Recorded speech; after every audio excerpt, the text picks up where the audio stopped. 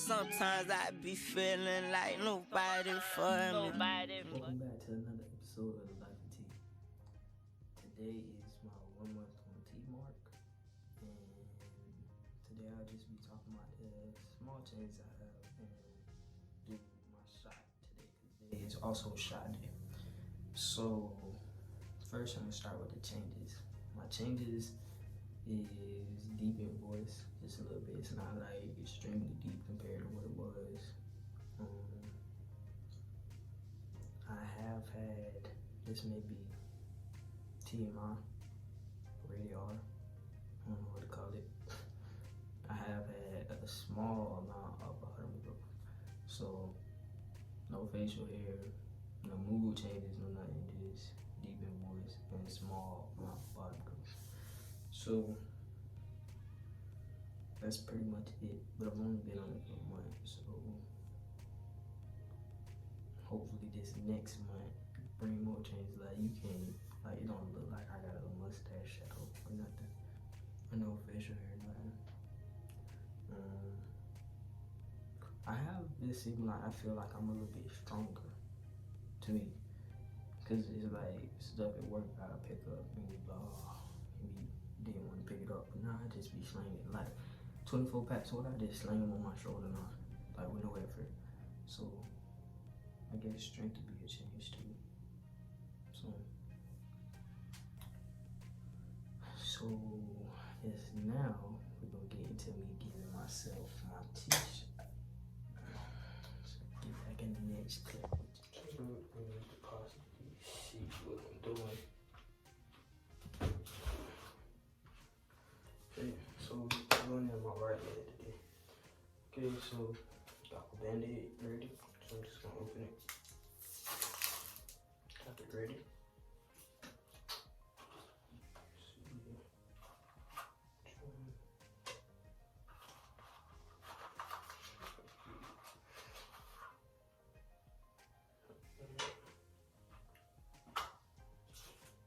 Got my 18 gauge needle, which is the draw needle. Alcohol patch.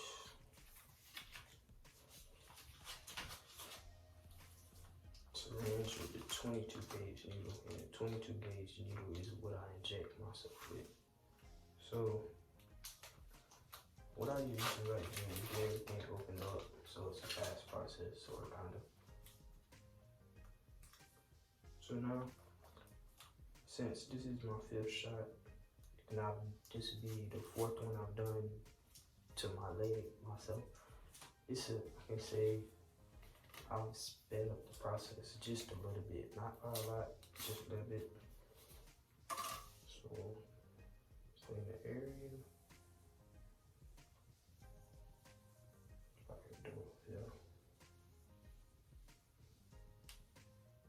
I usually like to clean it 2 times, just to make sure it's extra clean.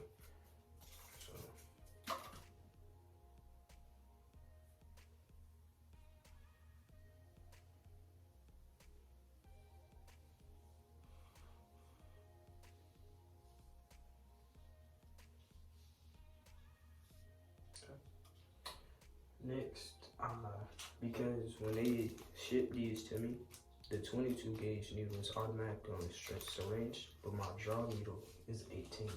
So I have to screw the syringe off, screw it onto the 18,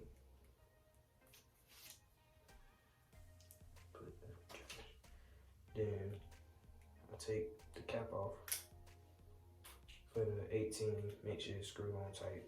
Then afterwards, my dosage is 0.4, so I'm supposed to draw 0.4 milliliters of air. So I do the 0.4 milliliters. You also should wipe off the top of your vial, even if you take the vial cap off and you wiped it before, just to make sure you didn't get any bacteria or anything in there. Just to make sure everything's clean, because it is going in your body.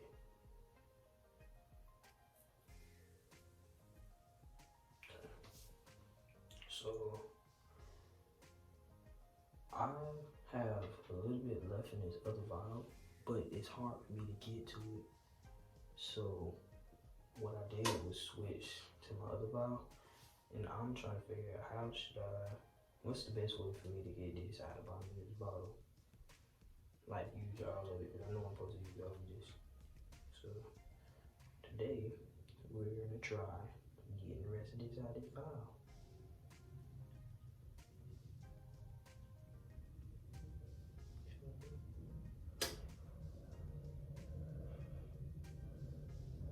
So like, I should have got an inch and a half used instead of an inch.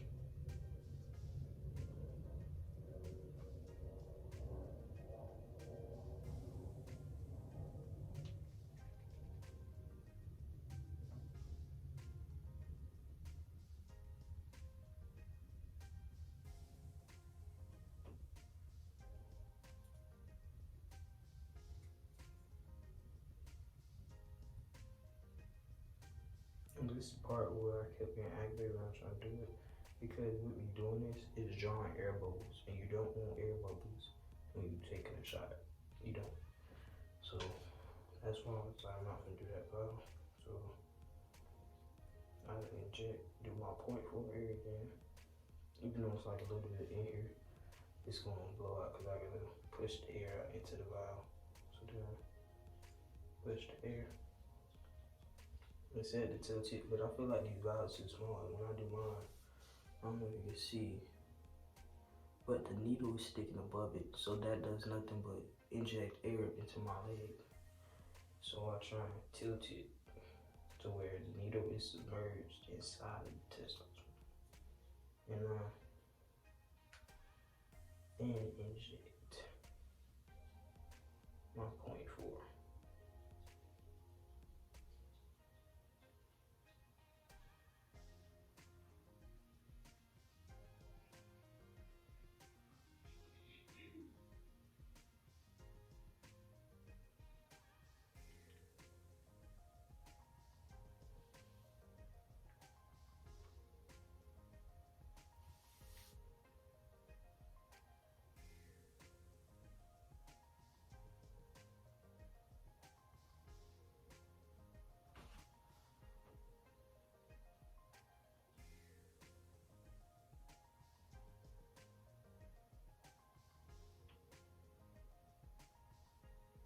Okay, so now I have tried, I think I got most of the air bubbles out, so now I'm gonna take this off. Put the cap for the needle back on before I try and remove the needle, just in case. Put the needle cap back on, twist it off. And I bought this from where I got my syringes and needles from. It's a sharps container. So then basically all I do is put the needle cap in there. Then I switch to my 22 gauge, which is still in the pack when I take it off. While it's in the pack, I try and screw it on so I'm not getting anything on my hands or nothing. Take the needle cap off. Make sure I twist the needle all the way on. And then because the alcohol has dried, I usually, just to make sure, because I could have bumped my leg with something while I was waiting, I try and do one more wipe around the exact area where I know I'm gonna do it at. So, right there, probably. So, just gonna clean the whole area.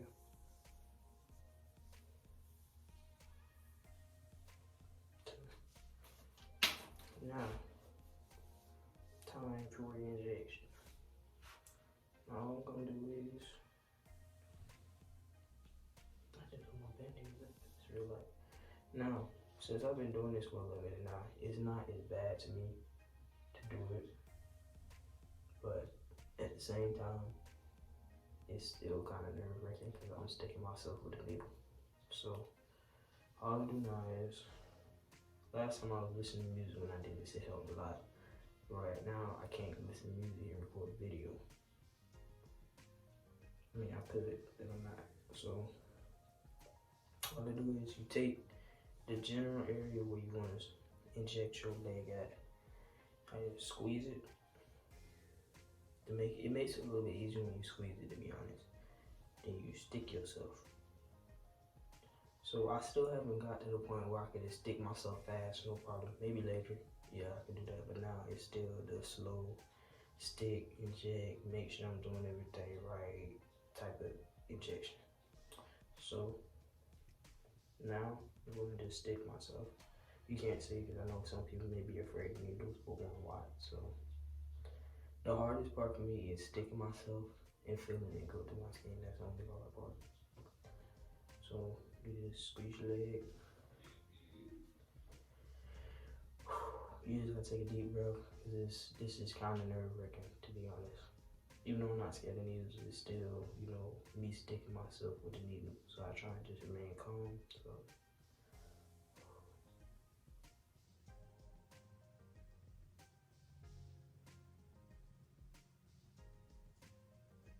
now just pushing it in my skin.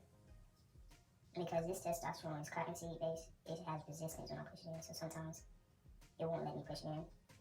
And how the lady explained it is I have to start injecting then push in more. So I'll start injecting some of the testosterone, and as I go, I'll push it in more.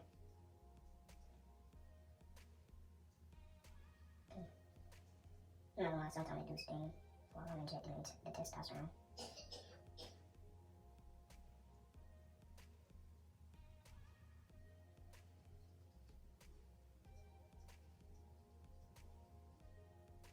I kind of just leave it there till I finish injecting everything, whatever spot I got it in.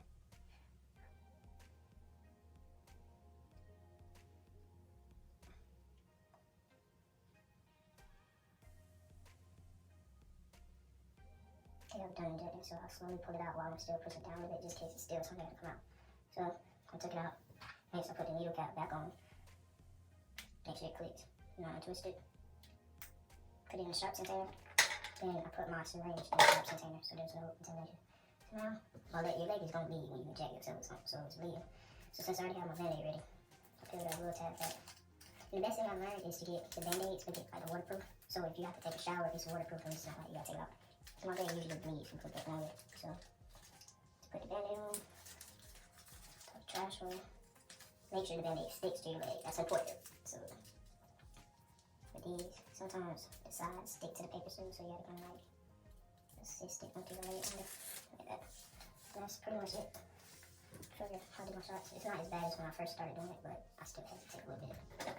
So afterwards, I close my shot container. Make sure the lid is secure, my needles are not going out. So what I would do is in the description, I'll leave the link for these containers. I'll leave a link for them on Amazon and where I got them from. And I'll leave a link for, where I got my needles and the gauge size and stuff like that. Where you can get alcohol prep pads and stuff like that. Just in case if somebody out there watching that has to do their T-shots and aren't able to get needles, they don't have a proper sharps container. Like, I'll put other links for different sharps containers. But I don't know what I'll do in my next video. I might do like, I don't know, I might do like a Q&A type of video next, I'm not sure. But yeah, let's get the video. So if I don't do a video in between, the next video will be my 2-month mark. See? Okay, this is what I got to do. My first shot was on the 14th. So every 4 shots will make a month because it's 4 weeks in a month. But technically, my 1 month on T should be the 14th of every month. But then you gotta think, February don't have 30 days. So what I'm doing is, technically every 5 shots will be 4 weeks, because even on the 4th shot, it was really only 3 weeks and 1 day on T. So every 5th shot I take will be my 4 weeks.